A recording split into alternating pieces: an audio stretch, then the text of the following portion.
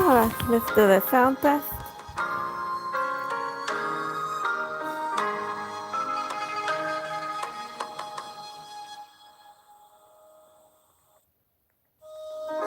Hello?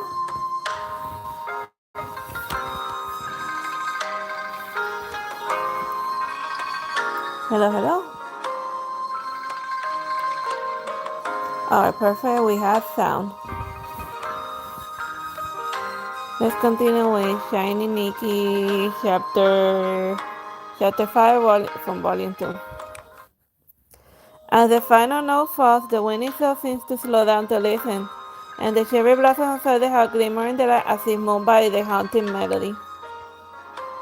Nikki and the rest of the group walk from the living room to the outside pavilion, and after their long journey, the owner that they've been trying to find is here, only with a thin silk curtain separating them.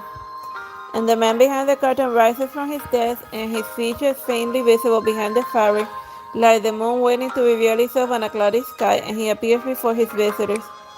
You're here. And a warm, gentle voice resounds. We're sorry for interrupting. I am Nikki, and this is Momo. Hello, I am Teresita. And the two young boys pull back the curtains, and the man has eyes like flowing water. The man is young but bears the calmness that comes with a long life, and he doesn't seem perturbed by these unexpected visitors. In fact, he looks mildly amused. When that at your service, and these are my students. Shinfen and Mingyu and brings over some tea. And Shinfen and Mingyu bow slightly as they put the tea on the stone desk. And since this place is secluded from the world, all who come here are guests, and there's no need for formalities. Please drink. The delicate aroma of tea permeates beneath their leaves like mist over still water, and bathed in the afternoon sun and the fresh air, time itself seems to breathe slowly. And at the stone desk, when Randai sits with poise, and he picks up the teapot as if it were a feather, and he serves the guest tea himself.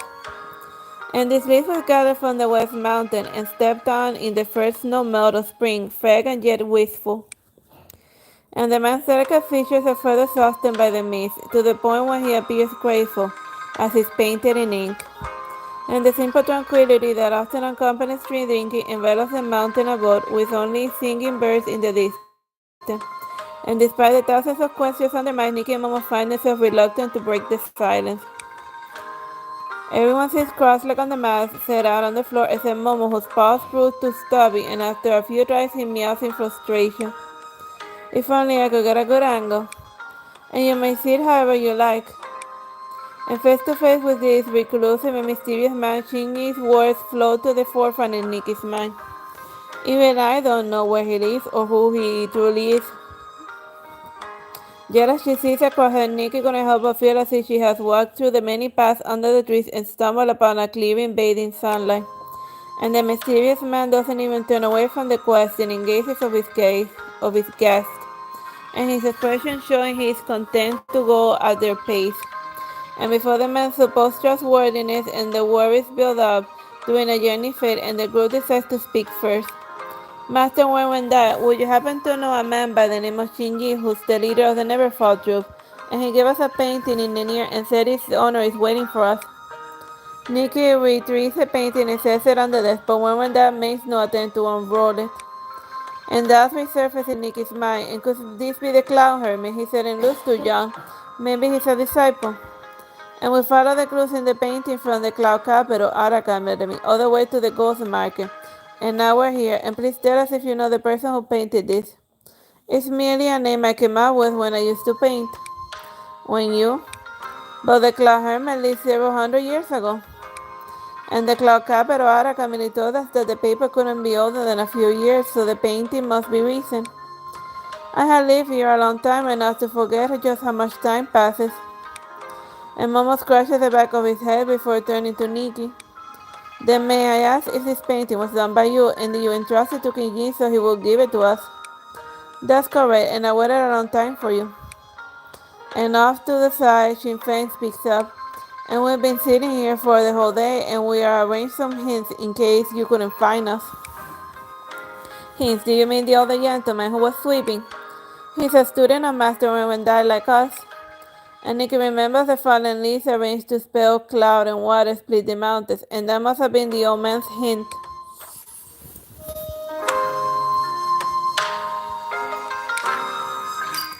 So you knew we were coming, and what was all of this hide-and-seek business?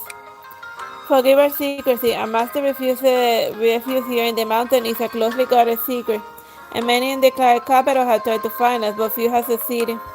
And it was my sincere hope to meet with you, but under the current circumstances, secrecy has to be maintained. And Sinn Féin tossed the instant when I finished speaking. And Master's been living here for decades, and sure, your arrival is important, but we couldn't risk people finding out. And judging by Sinn Féin's word, it seems when Dad has been planning this meeting for a long time. And why do you wait for us? And while wait for them, when Dad lowers his gaze to the cup of tea in front of him, as if his mind wanders, and it drifts to a place of brilliant stars and endless skies, in a time lost in past. And as memories come rushing back, as the stars sparkle in his mind's eye, emotions wash over him like a flood. Yet as the flavor of the tea fills his mouth, his face is as expressionless as ever. I hope you will come to the cloud capital so that we could meet. So why the huge fuss in getting us to the cloud capital? Some things are best said in person. And cloud capital is a familiar territory for us, and Master can rest easier too. And my sources at the Neverfall claim that you were being watched as early as Thesia. And you can remember the person pretending to be someone from the university only to be unmasked by Sherlock. And could that be when that is talking about? Or was there even more even than Nikki remembers? And you guys sure are cautious, and I was wondering why you went through so much trouble with the painting and all. And a Momo rambles on, he unfurls the painting with a swipe of the paw, and at the side of the scenery visible from the very pavilion, they are quiet, and a quiet laugh escapes when Dice's pursed lips. And a flash of suspicion crosses when Dice's eyes, and the rippling waters around the pavilion reflect the clouds above. And what's wrong? This painting is a fake. What? A good imitation, but it's still a forgery. But we had it in our hands the whole time. Did Chinin give us a fake painting? I believe Chinin had no reason to deceive you. So I must have swapped it along the way. And it was swapped. A fake must have been prepared beforehand.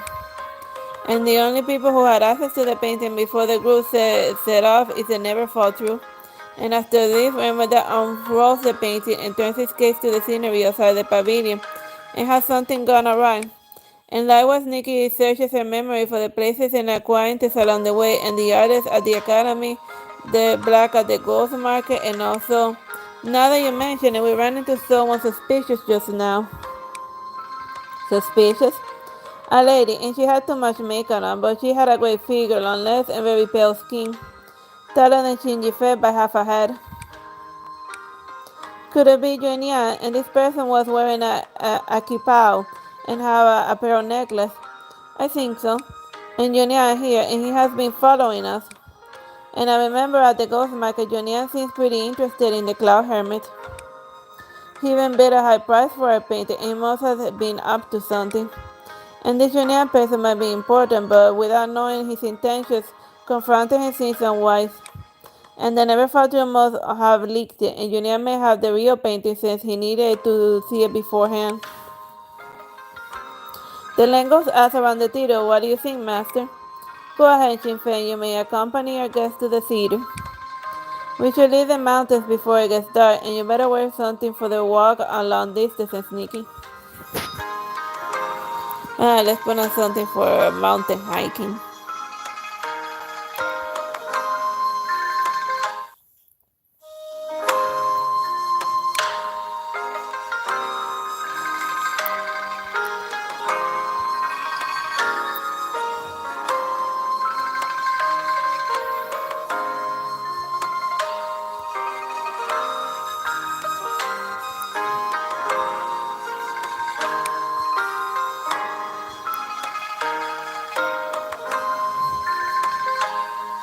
Here's something light.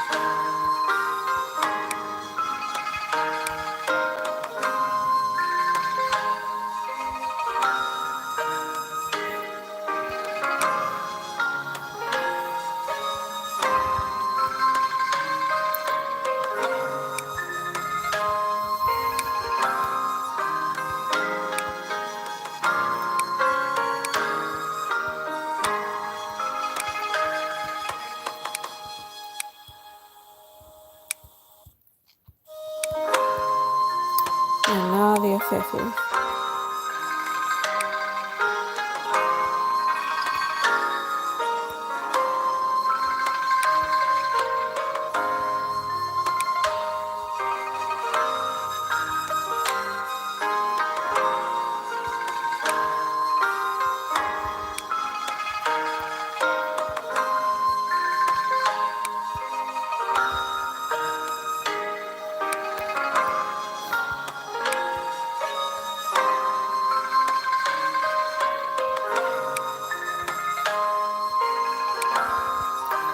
Front and back, and off we go.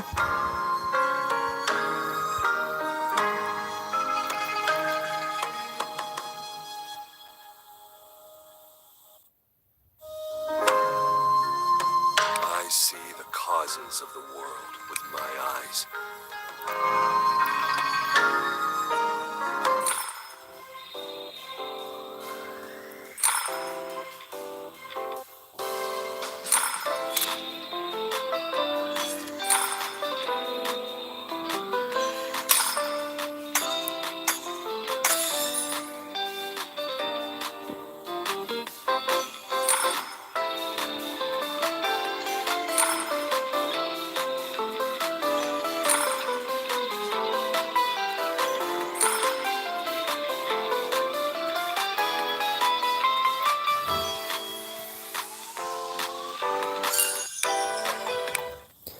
As night falls, a jagged peaks in the distance seem to swallow the setting sun. And she finally Nikki's group out of Wenwendine's residence to the waterfall, and down the mountain on a shorter path. And by the time they reach the base of the mountain, specks of light have begun to illuminate the night.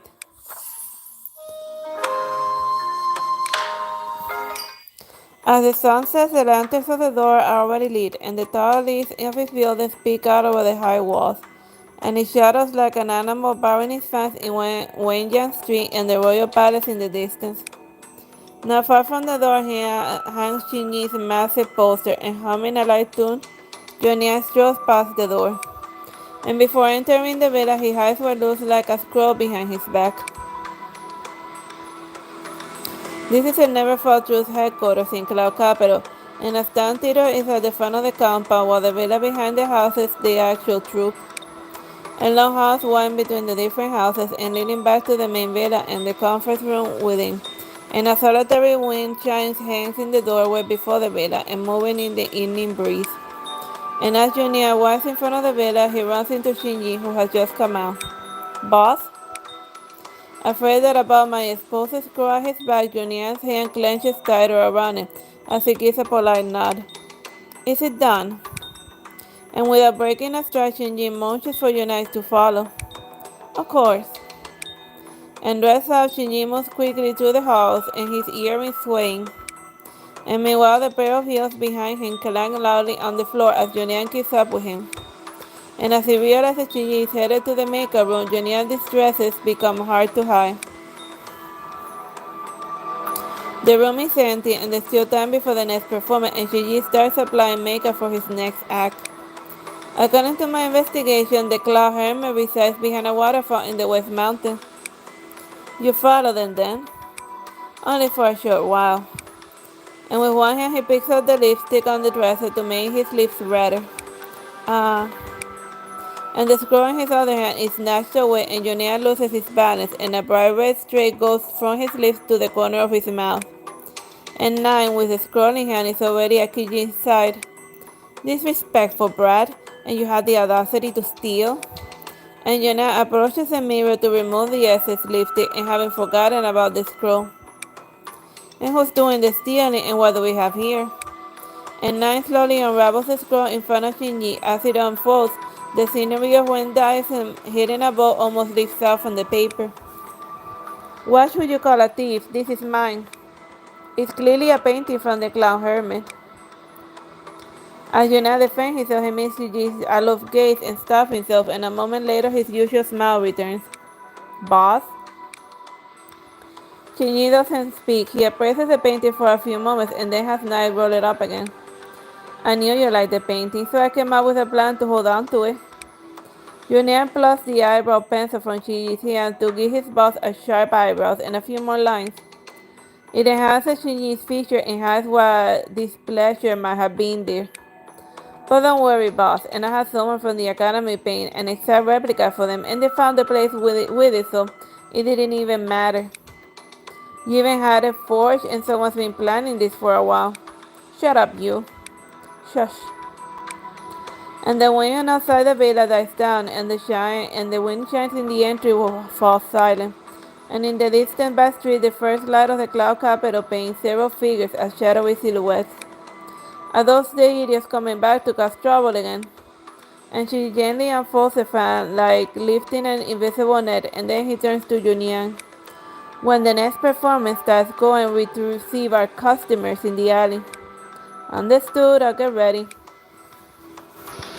With a calculated move, Junian twists in place and his lean waist coming between the painting on the table and Shinji. It's an impressive forgery, but the key lies not in the strokes, and they will come looking for it, and not give them a warm welcome.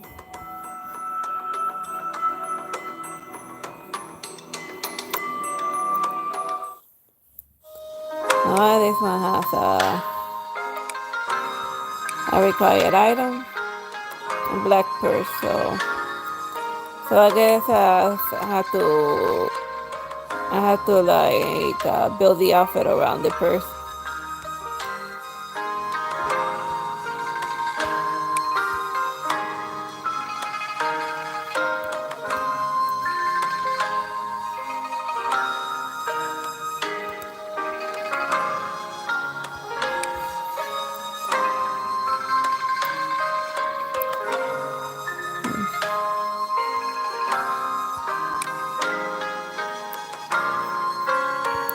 Oh, this one looks fancy.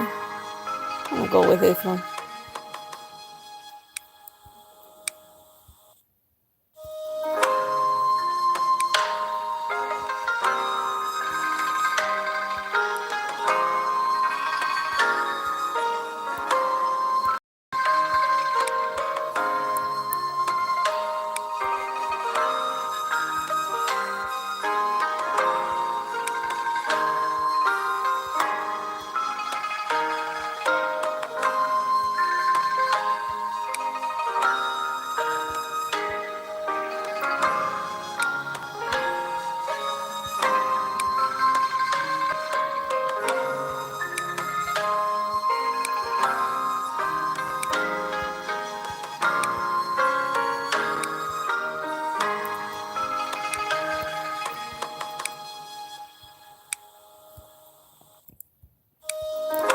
I never like to mess too much around with the eyebrows.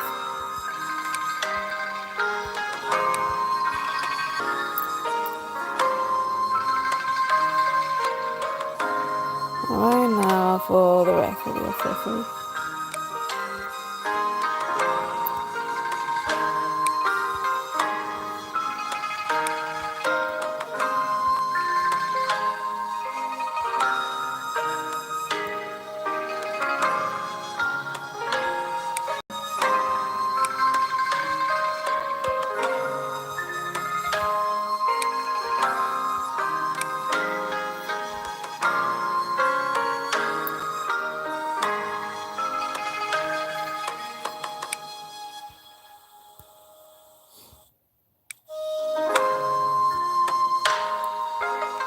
And last but not least, a nice necklace.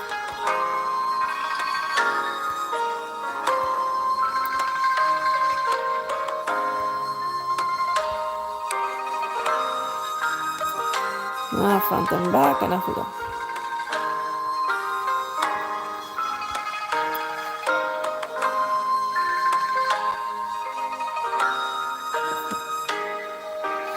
Will you trust me?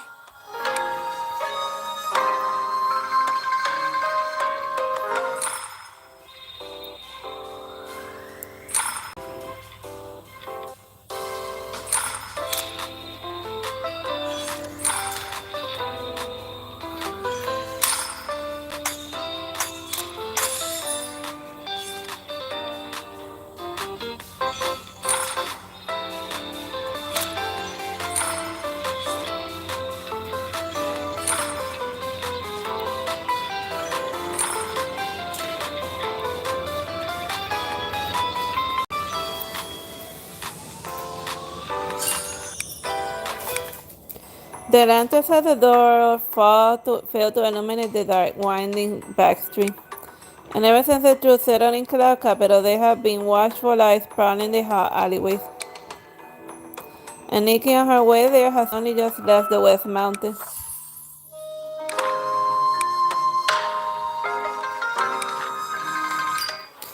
As night falls, the doors of the theaters are clogged by the melting crowd, and with latecomers and diehard fans surrounding the entrance.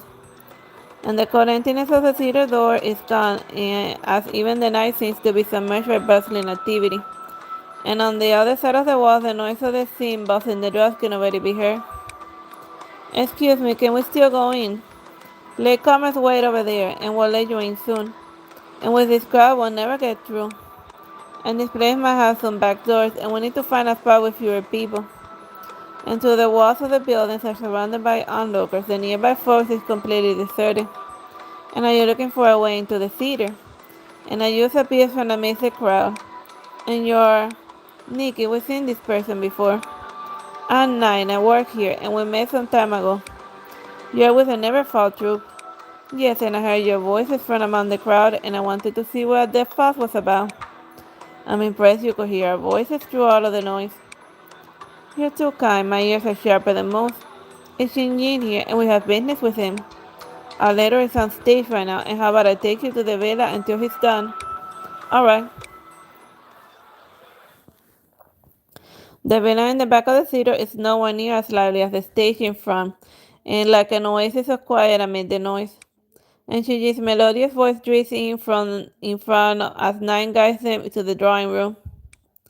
The dimly lit hallway ahead of them takes on a strange shape in the nighttime gloom, and looking slightly out of place. Please wait here. And wow, Osmanthus chestnut cake is my favorite. And not a second after Nine leaves, Momo meets his long lost love, pastries. And a moment later, the group hears a familiar voice from another part of the villa. You brat, what was that for? I only swiped the painting so boss could have it. I never felt true is the #1 writer and now a petty thief, and even you can't even come out with a twist like that. Am I hearing this right? And that sounds like Junian's voice. And Momo mumbles with a mouthful of half-full cake. And quiet you. It sounds like Junian and Nine are having a fight. And based on what they're saying, it sounds like Junian is the truth playwright. Oh, the guy who makes up the stories for a living lying to us. Who would have guessed? And yes, of course, it was a Neverfall troupe, and who knows how many secrets these people have hiding under the curtains. And Momo continues his round while drowning another Osman Touquet as Nikki listens on the argument next door. If what you say is true, then this place isn't safe, and that 9% isn't trustworthy. It's better to confront Johnny than waste time here, and for all we know, he may have the painting. He's right, forget about Shinji, and I'm here to keep bud and eat cake, and I'm out of cake, Nikki. Teresita, let's grab Junian. And with the cake and tray already empty, Momo leaves off his chair, wiping a paw over his crumb-covered face. Shinji fence right, it's too quiet, and let's look around for Junian and then get out of here. And in the corridor, the swaying lantern in the hallway casts an ominous light on the plaques on top of every room. And a resounding bang comes from nowhere as the styling power surges in from all sides. And watch out.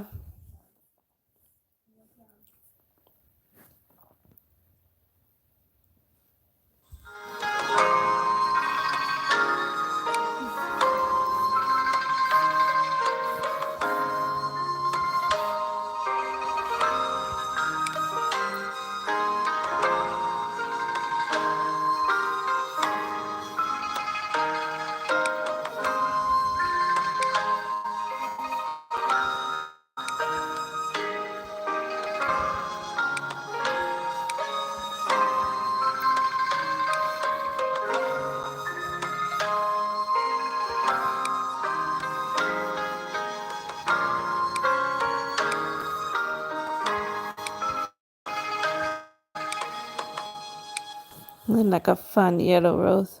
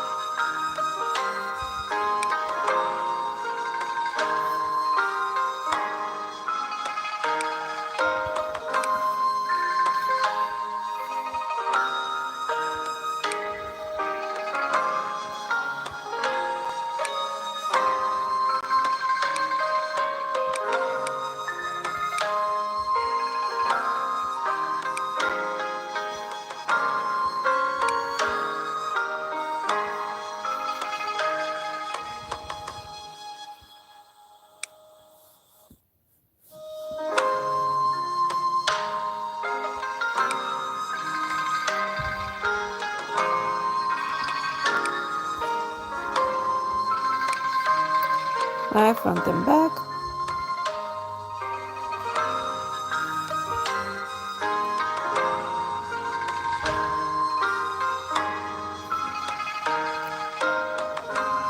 Come on.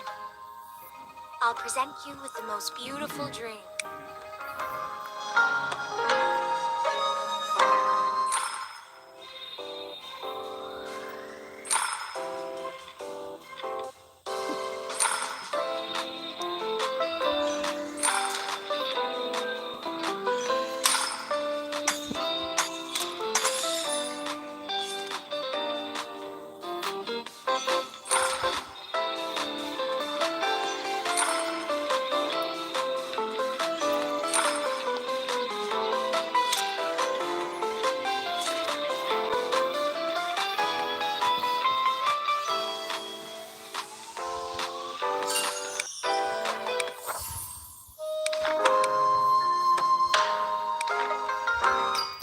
The tunes from the front stage reverberate in the moonlit courtyard. The group barely recovers from the battle when they discover more and more people have arrived. And strangers in black clothes stream into the courtyard from the roof, walls, and side doors. And on stage, Shinji has just gotten through one of the scenes, and the rest of the group have only just appeared. And what do you want? I won't let you hurt Nikki. And as Momo stands next to her, most of the strangers close in from the other side end of the hallway. And still recovering from the recent styling battle, Nikki nonetheless puts on a calm face, holding Momo back with one hand. Who are you? They won't answer you. And Shifeng is just about to move when he hears a voice from behind, and turning around he sees Julian with his own henchmen at the end of the hallway. And rats who cower in the dark wouldn't dare give their names. And the strangers are silent, but they charge towards Julian with blind speed. And with a single gesture, Julian signals his henchmen and they meet the strangers head on. And then pressing a button on the wall, the hallway in the courtyard springs to life like a rattlesnake. Whoa. The task beneath Nikki and Momo's feet disappear under, and Momo loses his balance, and Nine separates himself from the fray and approaches Nikki. And why do you leave the room? Hey, how are we supposed to know a fight was about to go down? And the fighting continues, seemingly bringing the place to its knees, and the wind shines shriek as Momo covers his sensitive ears. Is there a side path? And I'll take them and leave first. Patience, it's just starting to get good. And in the chaos, a dagger heads straight for Yunian. And caught off guard, Yunian shifts to one side, but is still caught by the blade, and touching his wound, he sees a red liquid on his finger. And with a trembling as Yunian walks in the direction that the weapon came from, and his face a beautiful white with a slow methodical movement, he loosens two buttons along his side before raising his head slowly. Out of my way. And the vengeful shout seems to cut through the night. And after taking a few steps, Yunian lands a knee-high kick on the assailant coming to greet him. And the brief interlude over the Neverfall through and their strangers clash once again to the clamor of the wind chimes. As an accompaniment, Erhus at the front of the stage abandoning the slow tempo and play a fast-paced tune. And as the cymbal and drums beat their rhythm, the last note of Chiji's performance soars into the clouds. And in the courtyard, a roundhouse kick from Julian sends the wind chimes flying, and after a moment of silence, a deafening wave of cheers erupts from the crowd at the front. And the performance on the stage is over, and the two sides quiet down, and the sound of the panting is all one hears. And the mechanism activated once again, and the hallway turns back to normal and leading to the door. So we just happen to visit at like a bad time. Cause like they be randomly getting attacked.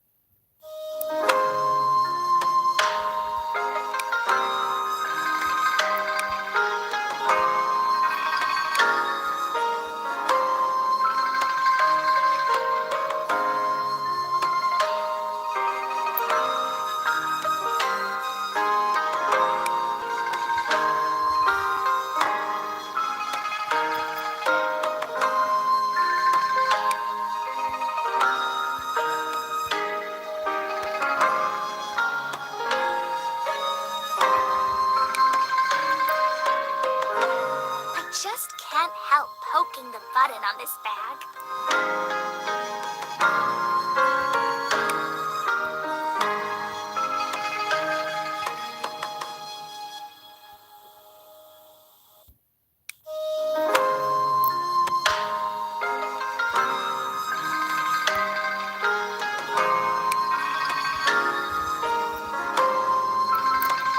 Front and back, and I forgot.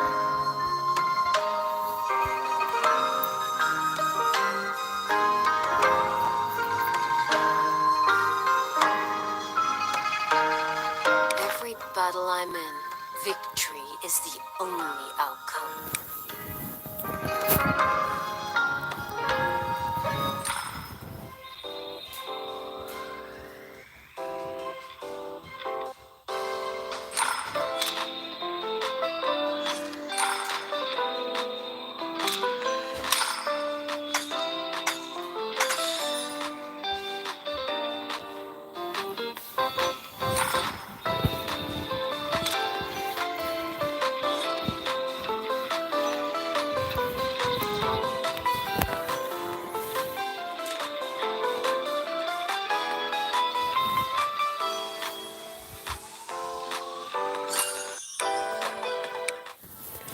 As the final note fades in the night, snow falls upon the courtyard. Nikki, what's happening? Is it snowing? The ground is covered in snow, white contrasting the gloomy night, and dancing snowflakes dance with the crimson petals as they drift to the earth, in a display out of the place in a forest. And why are there petals? This feels familiar, like a recurring dream. Could it be Kinji's designer's reflection? Nikki, Teresita, stay calm. This mirage doesn't seem harmful to us. As the last snowflake melts away, the mirage fades as well, and the chaotic scene of the courtyard returns once more. And the strangers are nowhere to be found, replaced by Kiji in his stage outfit and the rest of the Neverfall troupe. Yuna picks up a jade pendant and brings it to Shinji. Boss, look. And engraved on the pendant is an image of a one-legged bird.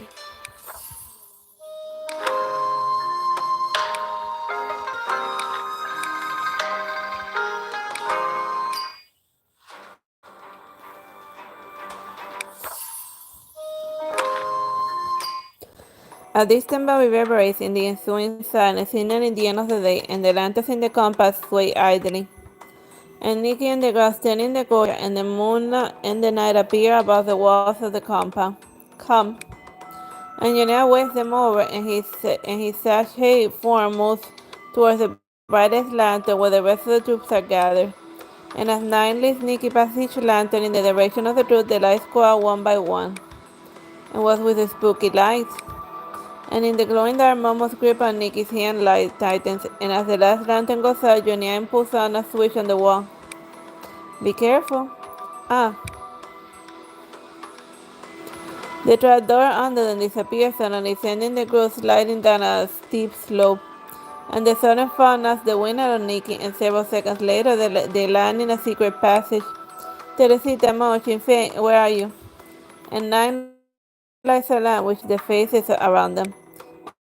And judging by the people surrounding Nikki are part of the troupe, with some still in their stage office. Unlike Nikki, however, they are totally unfazed by what happened, as if the unexpected had become ordinary long ago. And many eyes land on Nikki and Momo shrinks under their gaze. It's so dark in here. What do you want, and why are we here? Without scaredy cat, I'm taking you to a safe place. And the crowd makes way, and Unite was past them. I don't believe you. You're the one who swapped the Cloud Hermes painting for a fake one, and now you're bringing us to who knows where. And what are you up to? Why, extortion, blackmail with a side of torture, of course. And you're on our turf now, little kidding. Show some respect. Unite takes a step and is down to look into Momo's eye as grateful as a dancer, and Momo caught off guard, darts behind Shinfei for safety. Try not to get too into character, Junian. You're scaring them. I was just teasing him. Listen here, Kitty. I'm not the bad guy. If I wanted to hurt you, I wouldn't have saved you earlier. And Janai blows on his wounded finger. And we need to go somewhere even more secluded, a place where only we know of. And you climb a set of stairs at the end of the secret passageway, and at the top you find yourself in what looks like the same courtyard as before, with the same moon shining overhead. What is this place? Welcome to the real house of the Neverfall Troupe. And what do you mean by the real? And I thought you lived in the city. And that is where we make our show as a living and as an enigmatic troupe. And how will we ever live in such a conspicuous place? And this is in the outskirts of the city where the troupe resides in Cloud Capital. Alright, enough standing around and let's get you changed.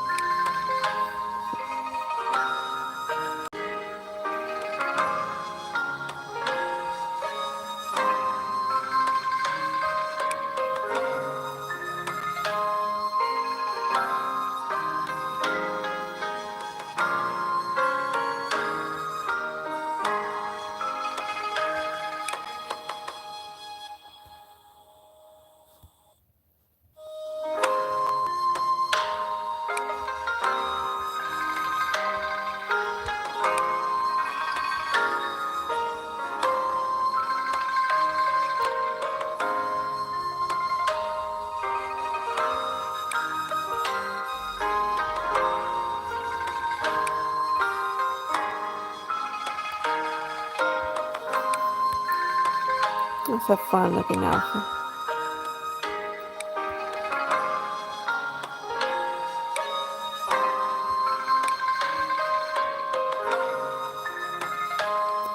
And it's front and back.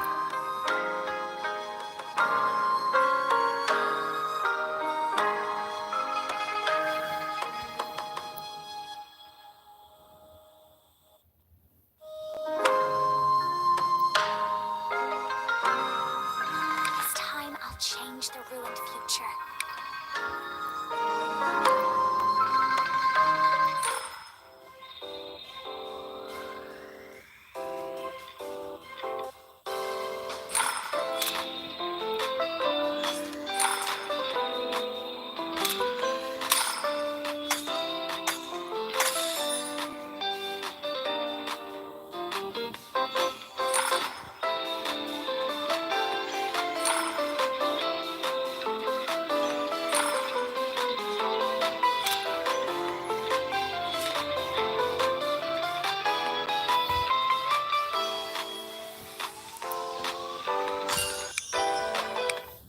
Moments later in the attic. You must be weary from tonight's event, and as you can see, we had no choice but to invite you here for the safety reason. Nan offers another tray of soft Matsu cakes to Alastair Momo, and approaching Shinji, Junia once again hands over the unique jade pendant. It's late, so let's just cut to the chase. Junia, do you have our painting? Well, my most sincere apologies, but I have already entrusted someone to return it to the Cloud Hermit. And how do we know you're not lying? And even with a mouth stuffed full of Osmatuke, Momo has a sharp tongue. I have no reason to offend someone of the Cloud Hermit statue, let alone make trouble when it's not necessary. This was merely a prank on Julian's part, and allow me to apologize on his behalf. Whatever you say. And what did you say? I said I'm sorry.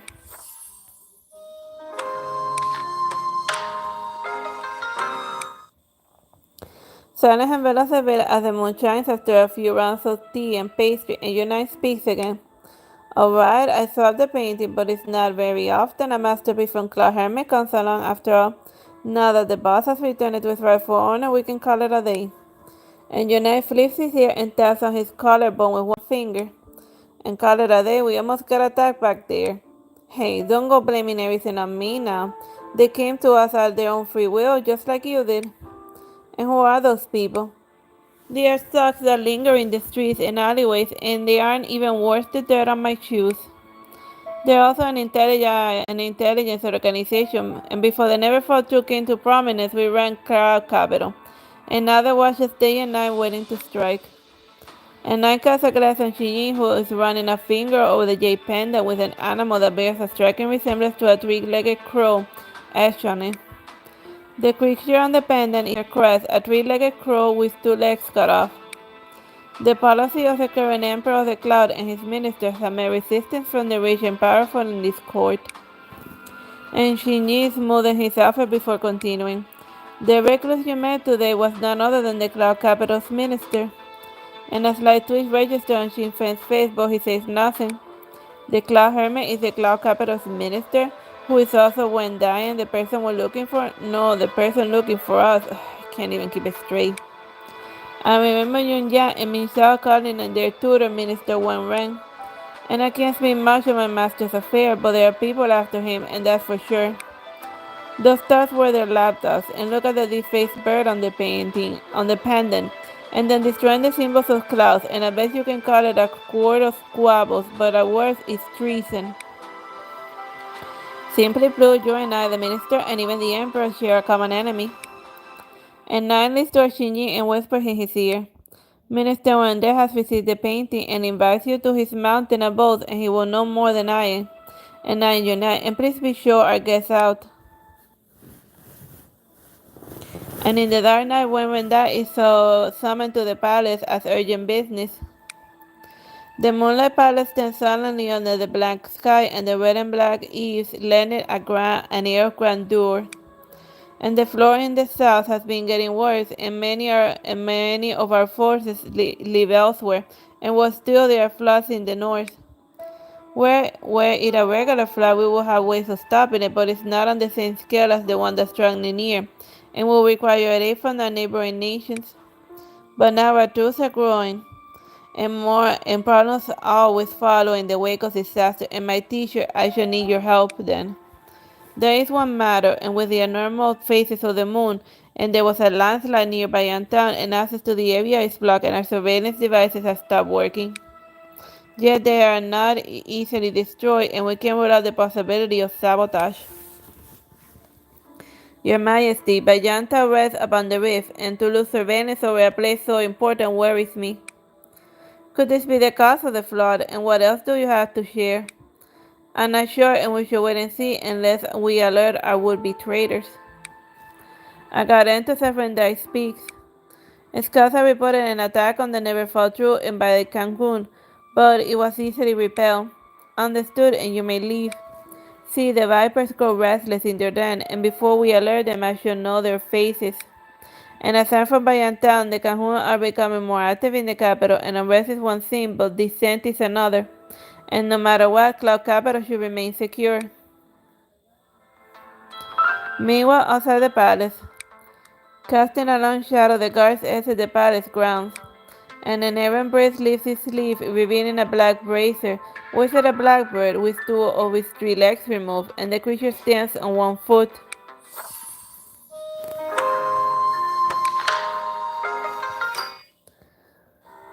Moonlight covers the ground, and a distant stars glimmer through the mountain fog.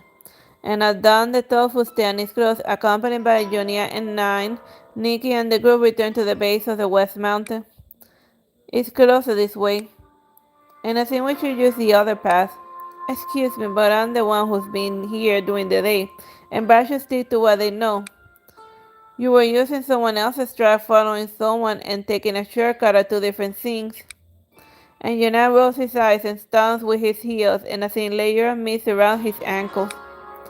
Wouldn't Shinfen know his way around here the best? Yes, I know the path up like the back of my hand, and you two can leave now. As if we wanted to be a chaperone. Please be careful. It feels like we walked on this road multiple times in one day, and a lot has happened, and I'm still trying to process it all.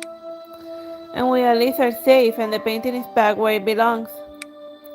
And the crisp notes of a flutter of a flute drifts through the forest, and washing the fatigue of all who can hear it. It's my master, and the flute player. It sounds like he's at the observatory, and he may be calling us, and I'll take you to him. The fog is getting thick. Nikki, put on some clothes that won't get wet. Oh, and don't catch a cold.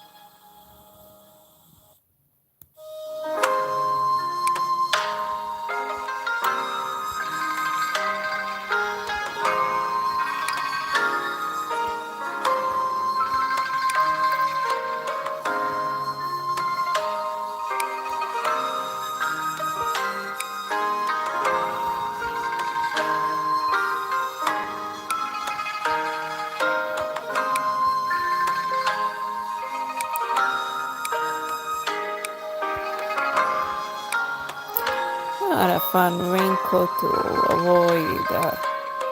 avoid getting wet.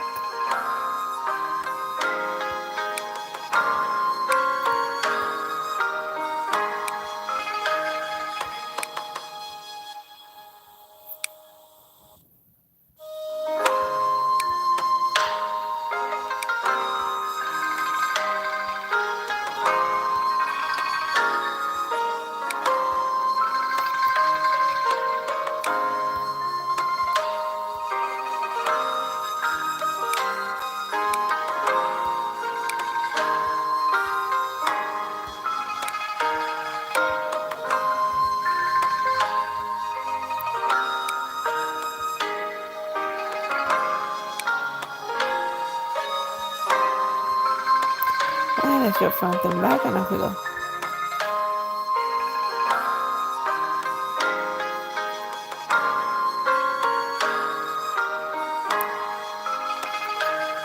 I see the causes of the world with my eyes.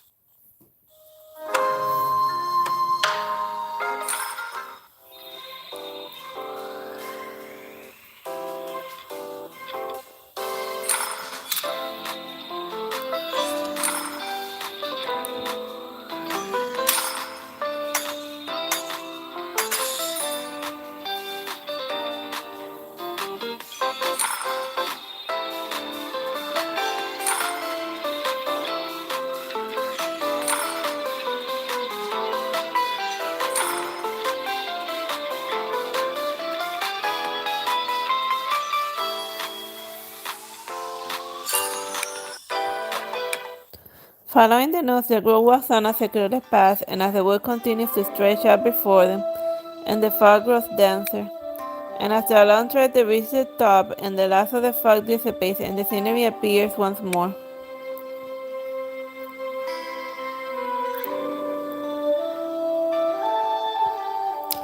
Here at the observatory, the stars in the sky are in full view, and beneath the blackened stars, a copper astrolabe glows warmly. And a man stands next to the astrolabe, and the last note from his flute come to an end. Look how brightly the stars shine, and would you like to see them? And Nikki walks up and is like stepping into a field of stars in the still night, and they seem close enough to touch. Teresita, come here. And Nikki turns her head, and her eyes bright from the starlight. And I had not seen the stars be this radiant in a long time. The night becomes a gentle breeze, and when dice leaves sway like ripples in the water. The Neverfall truth has returned to the painting to me, and you have my gratitude. And Shinfen takes the scroll from Wendice and passes it to Nikki. And the scroll unfurls slowly to reveal the familiar landscape scenery, and a faint light seems to radiate from the edges of the scroll, warm under the starry sky. The star ship behind Teresita's mirror is glowing as well, and the five gems share the radiance of the stars, captivating all who lay eyes on them, and at the center of the arrangement the pale golden gem is especially beautiful. Have you remembered something? Me, I don't know. And a faint smile plays on Wendy's lips as he looks off into the distance, gazing at the stars. Long ago I found myself on the shores of a fishing village in the eastern region of Cloud, and I had lost my memory and I didn't know why I was there. And they say I was found on the beach at a low tide along with this stone in my hand.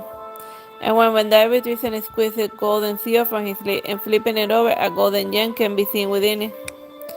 The only thing I knew then was that this gem is precious to me and always being by my side, and I have been searching for someone who bears such a similarity. Are we the ones you're looking for? And wind blows and clouds passes and spinning the moonlight upon the earth, and the stars blink with the same radiance as the golden gem. I have been searching for allies from beyond Mirrorland. And when Venda's voice is soft enough to blow away by the wind and drift into the deep sea of memory, and their familiar starlight chases away the shadows of doubt and confusion. So do you know who we are? And are you from the ocean of memories too? And when Vendai nods without taking his eyes off his seal. In the distant past, civilizations planted the seeds for beauty in thousands of colors, and these different concepts gather in the ocean of memories, and from them the envoys were born. I am one of them. And then the people of Mirrorland mix and match these different styles of beauty and giving rise to our civilization of beauty. And in the bygone age, the last deity came into being in the ocean of memory, one with power over styling and beauty.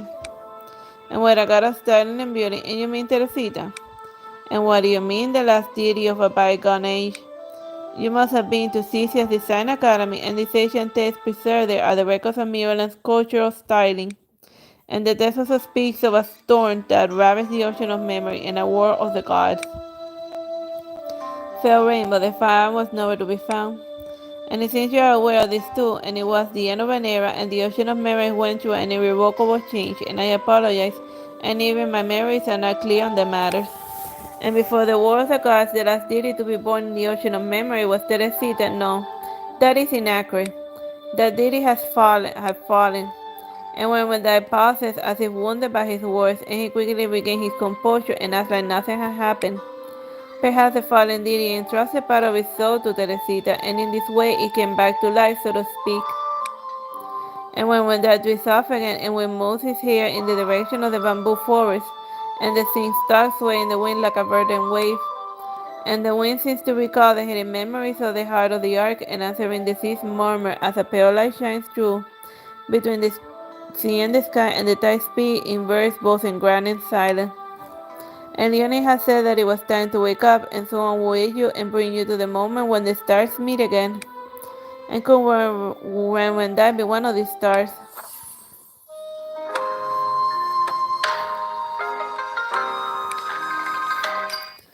With the moon high in the clouds, when that has Chinfe and me bring tea, and invites Nikki to sit in the courtyard. Nikki, I can sense that you are a unique person in all of Mirrorland and even in the ocean of memories, and only you and Teresita working together will the power from the ocean of memories be awakened. Yes, I know.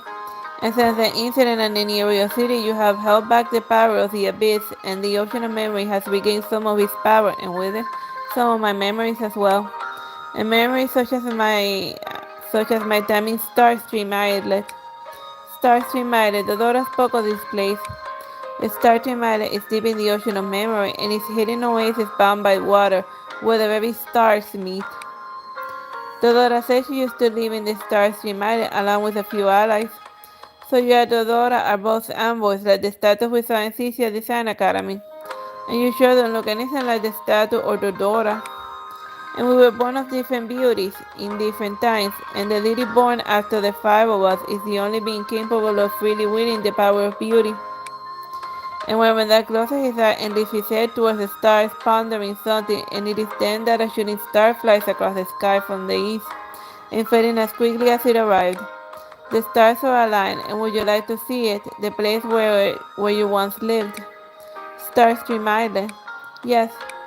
And when Wendell opens his hand and reveals the exquisite seal in his palm and lifting it up, the light of the star flows into it. Are you ready? The surrounding turns brightly white and a dazzling field of stars comes into view. And what sort of sky is this? And the faraway auroras beckon the shooting stars, and the surface of the water disturbs distant starlight, and behind you galaxies flow like soundless rivers as voices reach your ear in a half-forgotten whispers. Are you there, Nikki? And many voices are unrecognizable, and it takes great effort to tell one from the other.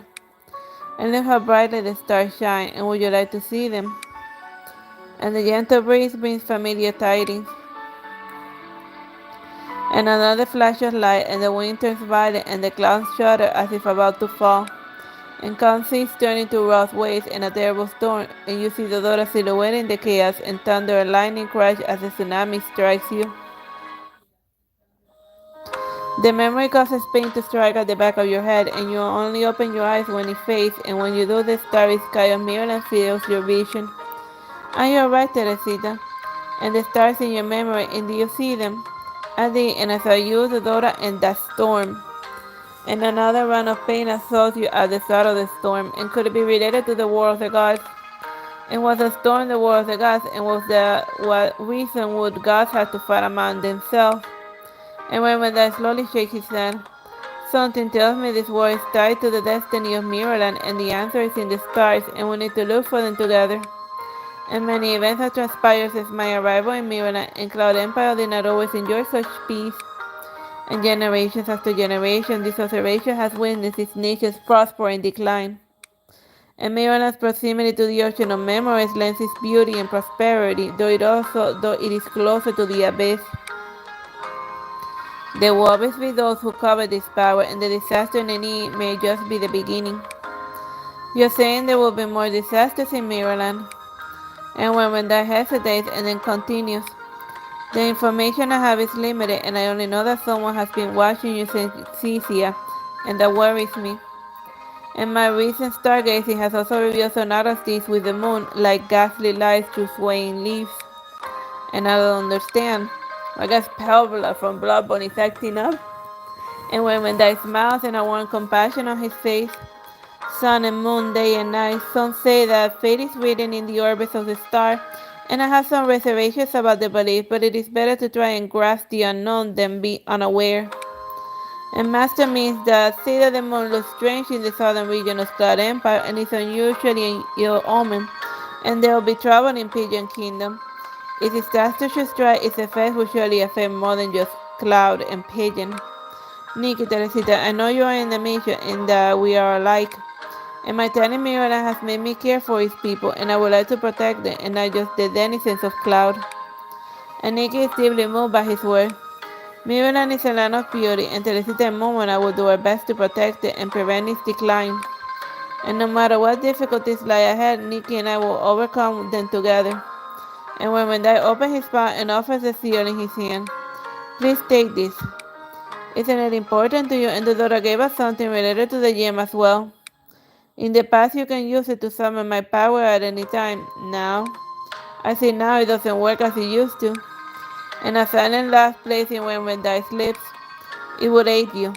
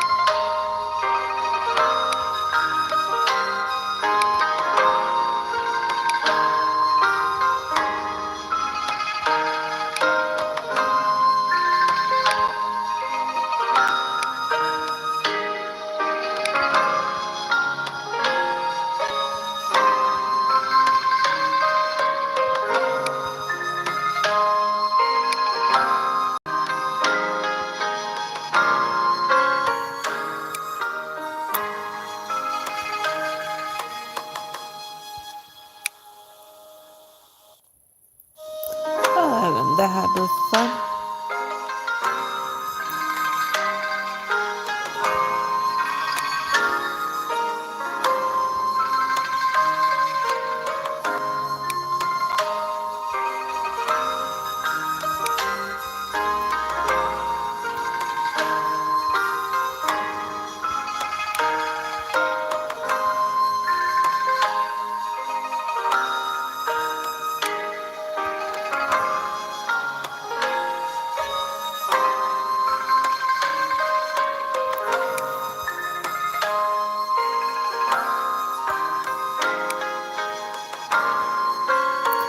I found them back in the floor.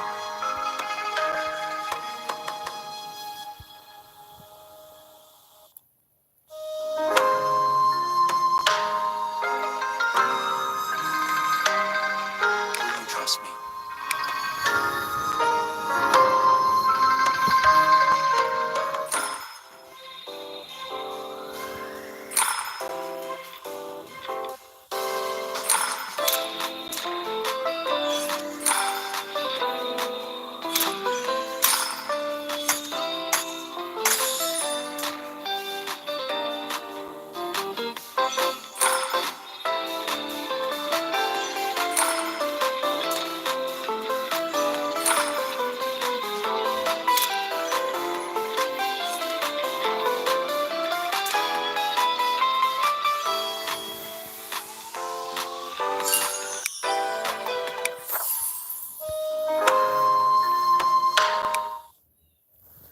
A week earlier, Bayanta Southern Cloud Empire. A dark mist covers a crumbling line separating it from the stars above. Such is the fate of places ravaged by the ocean of memories, barren and lifeless. Not a soul resides here, and yet around the giant banyan tree at the center of the town stands a ground of men clad in black. Beep. And a beat cuts through the silence, and a faint blue light begins to emanate from the strange device next to the man. Activation successful, and the light from the device illuminates the bracer on his arm and the one-legged raven emblazoned on it. And the man who activated the device steps past, clearing the way for the person in a long cloak. And are you Mr. Viper? And with stark withered grass between his lips, the man named Viper saunters out to the device and types a few input codes. 10 seconds from now, if you don't have your gear on, your guts will be all over the floor. 5 seconds. And 5, 4, 3.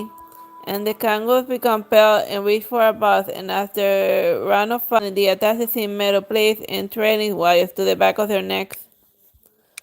And the men don't even have enough time to curse Viper for giving them such a short notice. 1.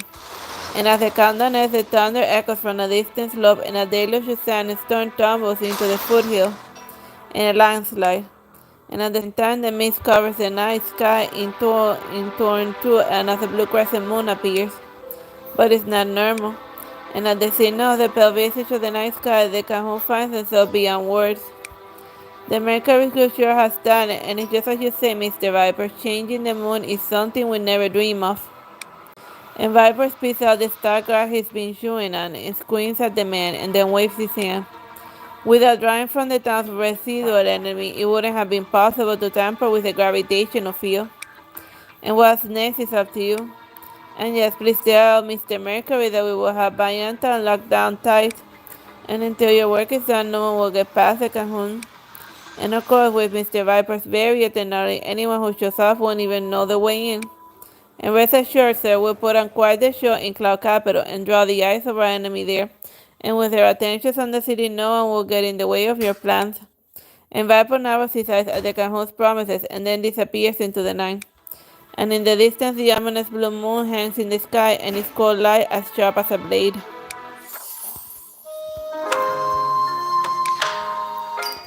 The sun shines in the cloudless day, and the bell tolls in its tower.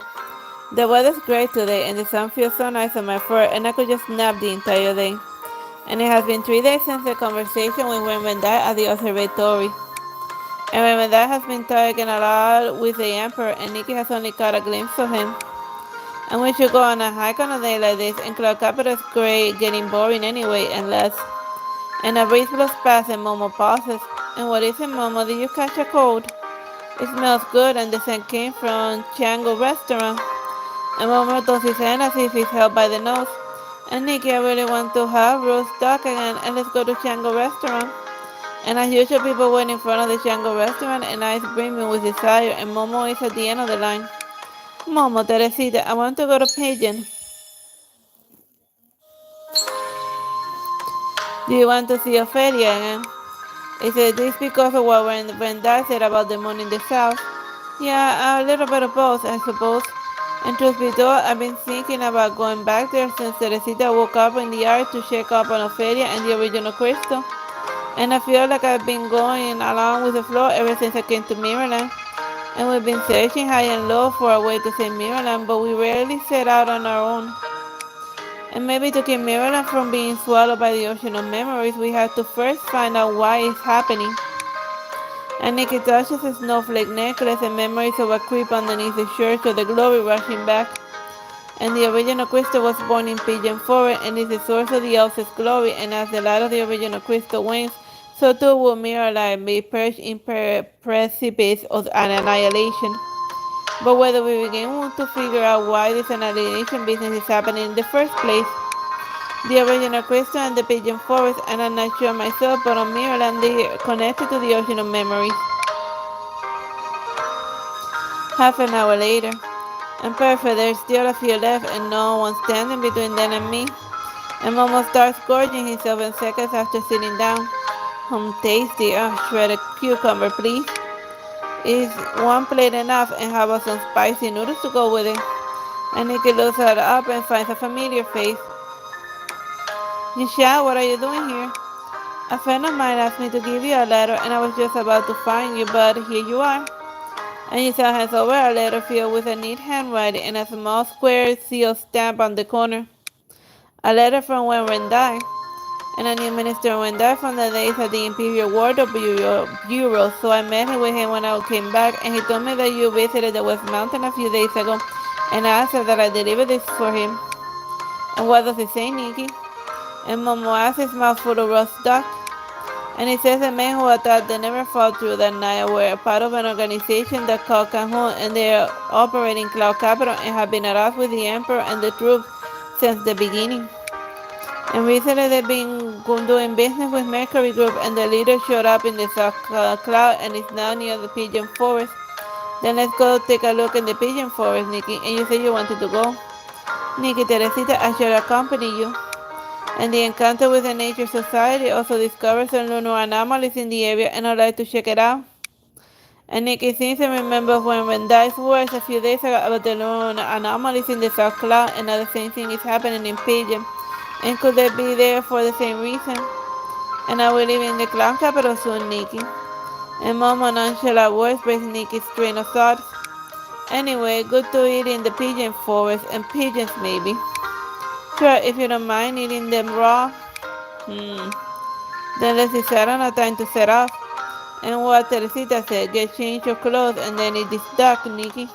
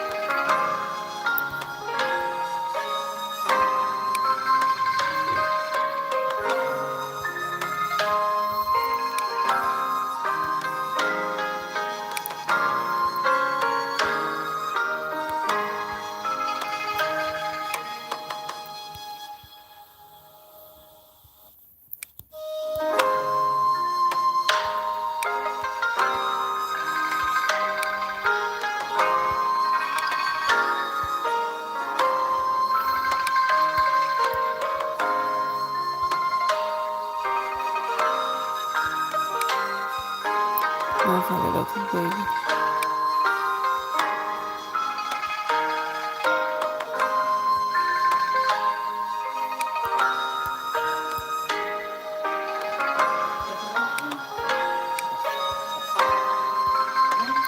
Todavía no.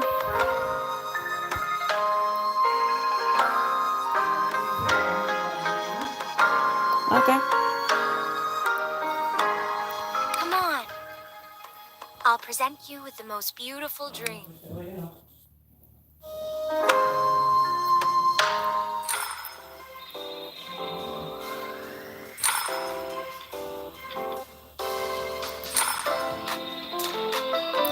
Ay, mi madre, vas a hacer mi frente.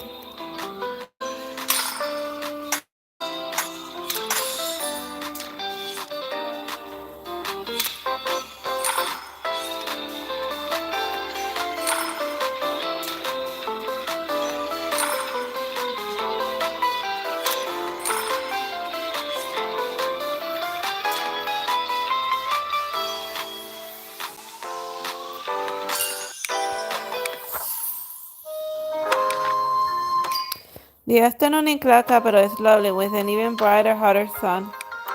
A breeze steals away the drowsiness after a big meal, and Momo lives on the table next to him. Yeshua also seems satisfied with the roast duck. The friends that you wanted to visit, Yeshua, where do they live? They live near the Imperial Wardrobe Bureau, and I help them out with some design work here and there. So your friends are officers in the Bureau? Yep, Imperial Wardrobe Bureau officers of all the intricacies and standards of cloud fashion, and you see them in a minute.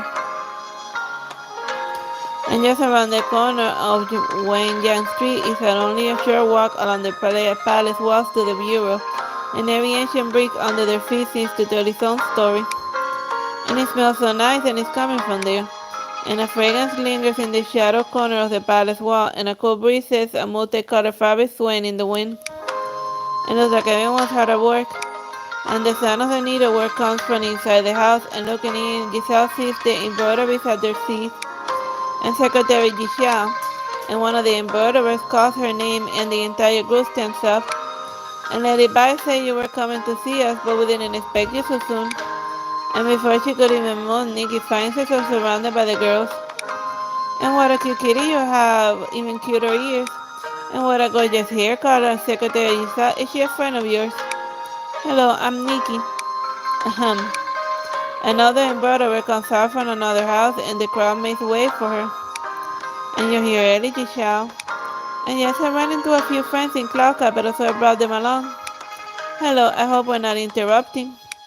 And would you like to sit? And you're travel far, and you must be tired. And Nikki politely conveys her gratitude, and then follows Giselle towards the walkway next to the house, and the embroiderers tag along. I'll take care of our guests, and you'll get back to work. And despondent, the girls return to their seats, and after a few moments, their silver needles glint under the sun once again.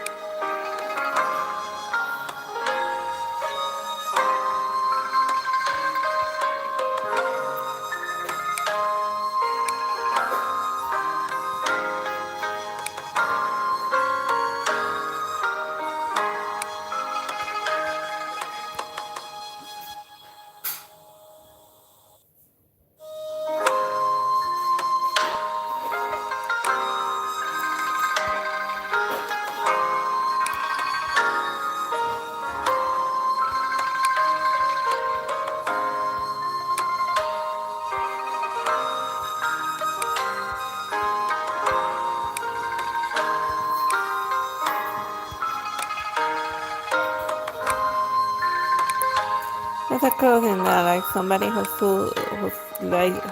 like makes dresses who wear.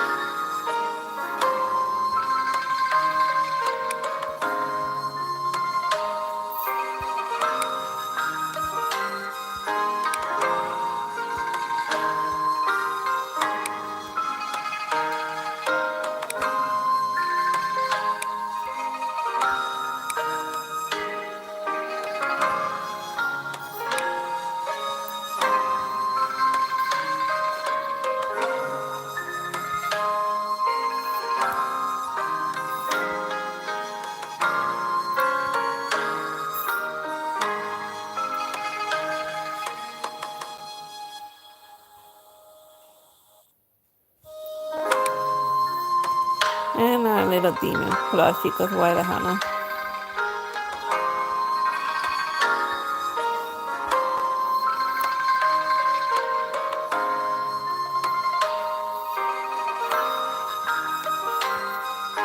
Come on. I'll present you with the most beautiful dream.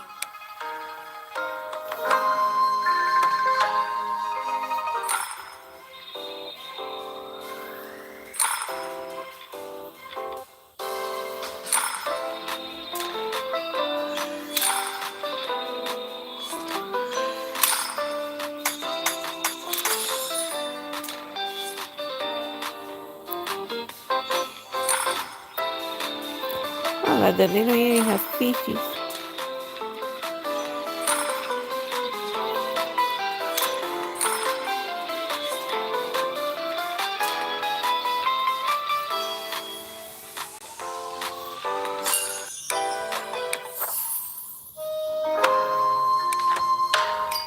The walkway is lined with displays of delicate embroidery, and at the end of the small house whose walls are also decorated by embroidery, though they look even more elegant. And one of them depicts a woman taking wings, if lighter than a feather. In her arms she carries a pipa, and the strands trailing behind her float as caught by an unseen wind. And Giselle stops before the embroidery for a moment. And how did you manage such a realistic rendition of Shinya with only a few threads? Shinya, you mean the pipa? And yes, this pipa belongs to the goddess, and a masterful rendering was passed down to us, and it looks a lot of work to recreate it. Speaking of, the reference for this embroidery was for none other than the Minister Wan Ren. And the Levi extends a first mention of the embroidery, but dwells into pleasantries which Giselle with equal enthusiasm. Our little secretary is as lovely as ever, and even after so many years, and you hardly age a day. And Giselle lowers her head, suppressing a smile. And what does the secretary do? The secretary helps with designs at the Imperial Wardrobe Bureau, and 100 birds to the Phoenix painting in the latest ceremony was restored under Giselle's direction. Is this painting still in the bureau? Not anymore, and such a precious piece naturally went to the museum. And good thing that it isn't here, and I'd like to work off my tail off for one who knows how long if I ruin it by accident. And Momo stretches and one of his claws hooks onto the embroidery next to him. Rip. And the girl watches as a piece of bearing a swallow is torn in two, and as a bird's wings were snapped off his body. Ah, Momo. And then he mean to Nikki. Well, it's a cat as usual, like destroying furniture, but the Levi fumes silently, and Giselle deathly still. If I recall correctly, I embroidered this swallow shortly before I left. Yes, a gift for us to remember you by, and that's why it's here, and who knows who knew we would. Don't worry, fetch me a needle and some thread. And Giselle fixes the piece and sews the wings back on the bird. There, the swallow flies again. And staring at the swallow, Giselle is pleased. And in cloud capital, I witnessed the beauty of the seasons and met unforgettable people, and I embroidered this swallow as a memento before I left. And when you first took your post as secretary in the palace, you spent half the time in the little house halfway up West Mountain. And I wonder if it still stands. It does, and the girl plays there from time to time, and take care of the house, and you can take your friends there if you want to. And that would be wonderful, and we can even get bowls of sweet tofu at the foot of the mountains.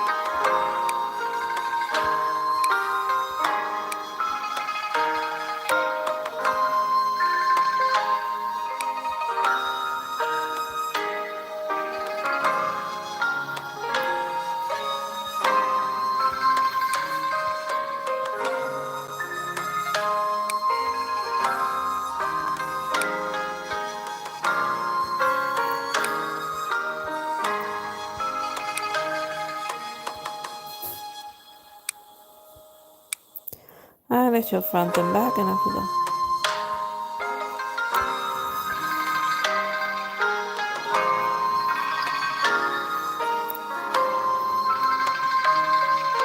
I see the causes of the world with my eyes.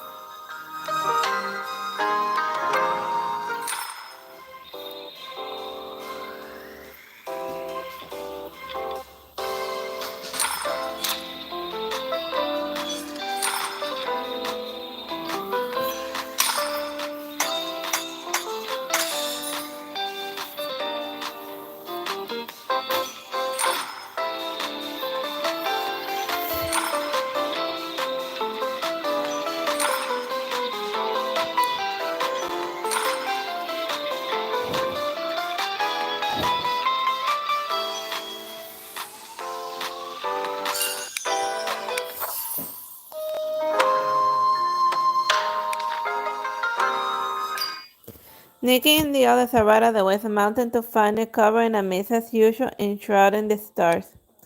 This is a cabin at one stadium. A mist surrounds the building, but the cabin takes up peace and quiet of its surroundings. In a spotless cabin in the middle of the mountain, and however you shall. I only live here for inspiration, and the decor is nothing special. It's alright, it's not the first time we stayed in the cloud capital of mountains, and the stars aren't just as bright tonight. And maybe they aren't bright enough to pierce the fog and this moon. And when we are at Wendy's observation, the moon was about the same size, and its light was just as faint. And when Wendy also told us how the moon looked, and the girl looks up, and the moon hidden behind the fog is like a beast's fang, and its light wan and pallid. And what did you hear about the oddities of the moon, you shall? And from the encounter with the Nature Society. And who are you talking about? And there are groups of monitors of supernatural life and phenomena across Maryland, and they are mainly focused on the pigeon forest. And the strange things have been happening here, so I decided to go and see for myself. And Giselle looks at the sky, and the stars gleam coldly behind the misty veil like so many unknown mysteries. And as the sun and the moon rise and fall, so does the world prosper and wither, and yet people always insist on interfering and disrupting the natural law, and it always leads to disaster. And some disasters were recorded and others have been buried in the annals of history. And if you're worried about the moon, Nikki, why don't we visit the Cloud Capital Library and we could see if anything like it has happened before? Sounds good, let's visit the library first, then I see it tomorrow morning.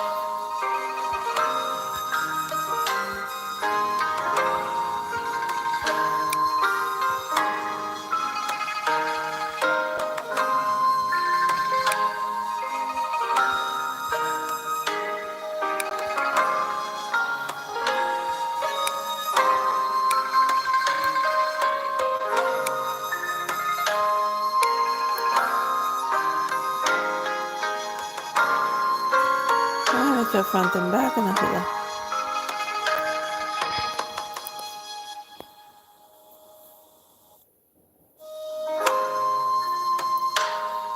Will you trust me?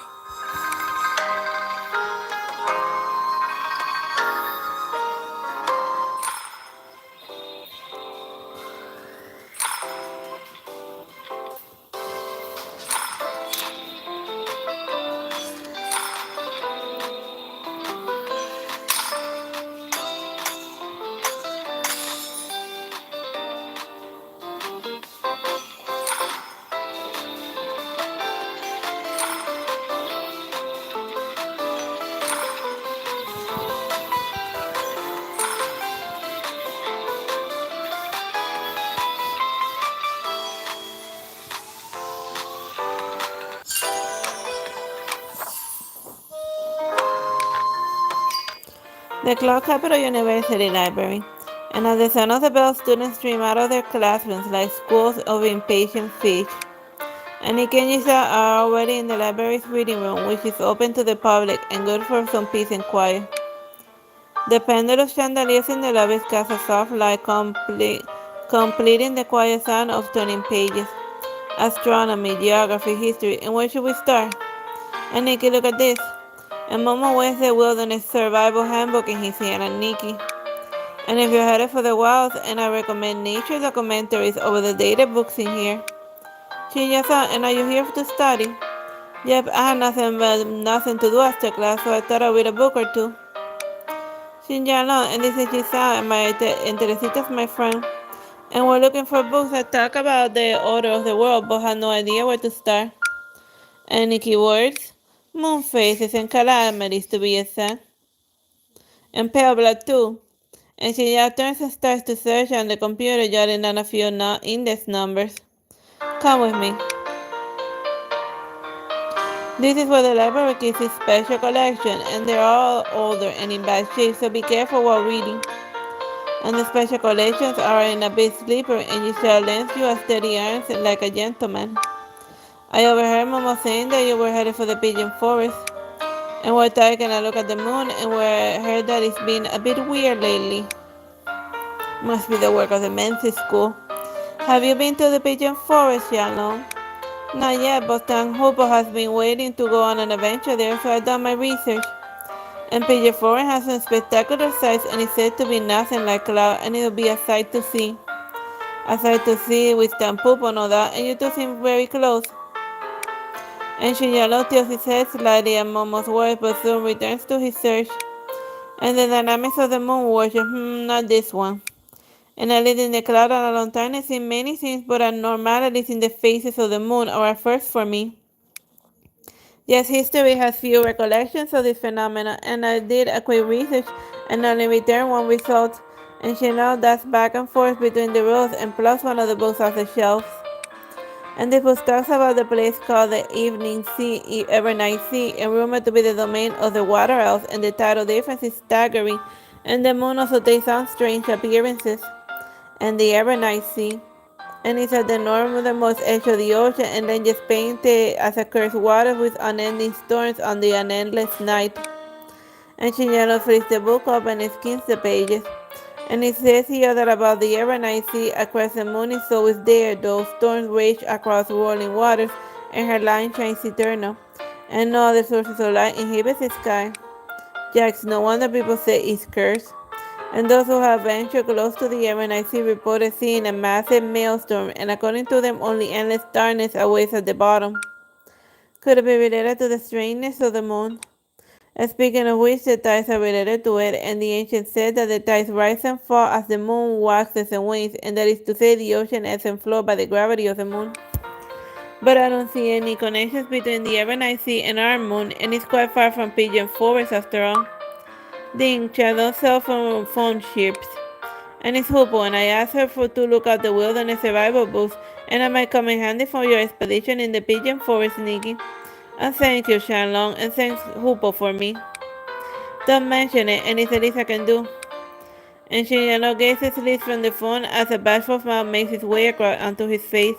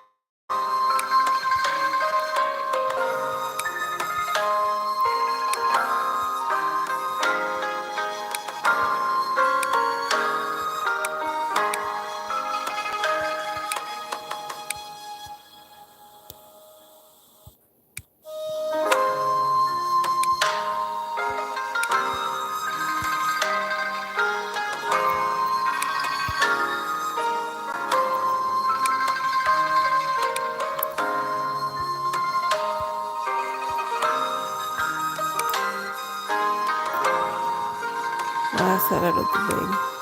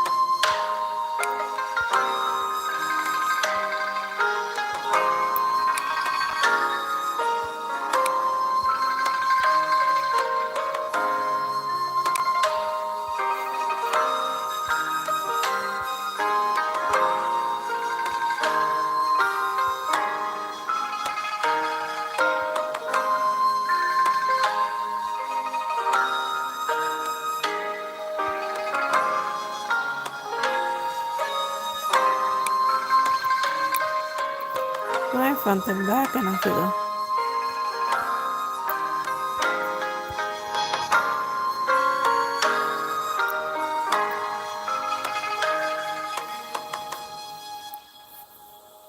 Every battle I'm in, victory is the only outcome.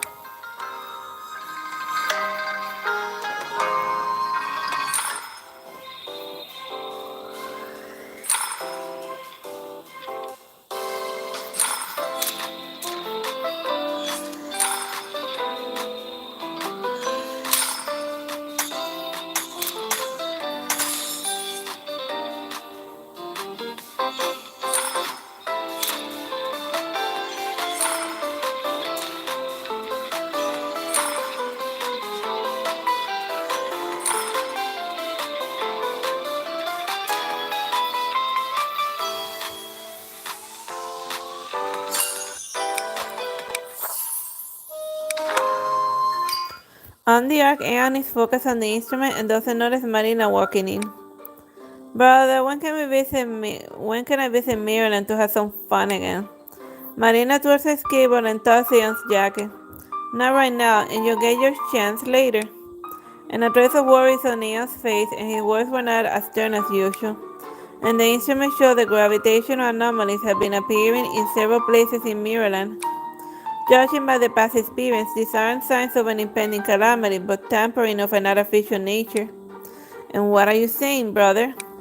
And Ian doesn't not answer, and he doesn't take his eyes off the screen, and all he does is pat Marina on the head ever so gently. The anomalies are in cloud pigeon, and the undercurrents of the blue ocean swirl on the screen, bearing a striking resemblance to waves on the ocean of memories. We've been on the ark so long, and let's have some fun in Maryland for a change. And the data flotations in the instrument slowly ramp up, and Ian has a serious expression on his face. Anomalies are showing up in Maryland and on the ocean of memories, and if we leave the ark now, I'm not sure I can keep it running. Then should we tell Nikki? Yeah, we're done collecting data, and we'll ask Nikki to come back to the ark. Yay, someone's coming to the ark to play. Though it might be best not to disturb Nikki right now. And Marina's white and gray changes into a frown.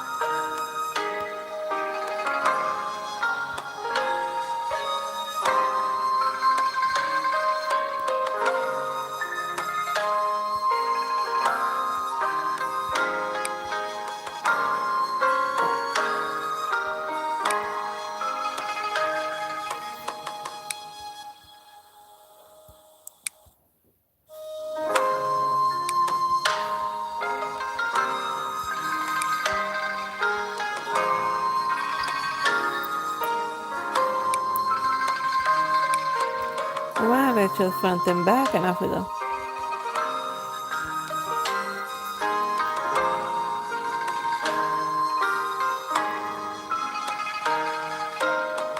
This time I'll change the ruined future.